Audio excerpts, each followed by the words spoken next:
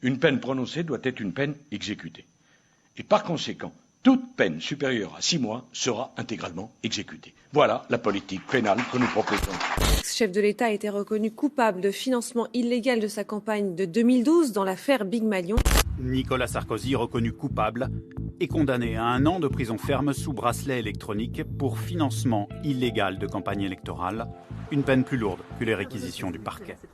L'avocat de l'ancien chef de l'État s'est présenté seul ce matin au tribunal correctionnel de Paris. Il annonce faire appel. Quand un individu revient pour la 17e fois devant le tribunal, il doit être puni pour l'ensemble de son œuvre. C'est le 2e jugement condamnant Nicolas Sarkozy.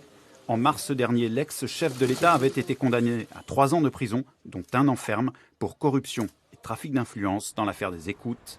Il a également fait appel de cette décision.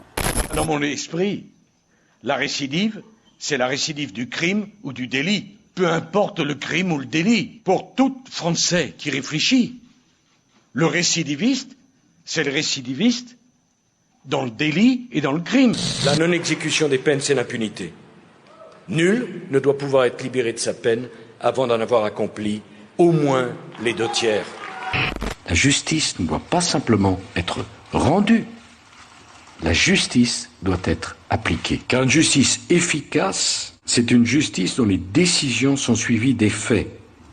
Et c'est particulièrement vrai lorsqu'il s'agit de peines de prison qui sanctionnent des faits graves.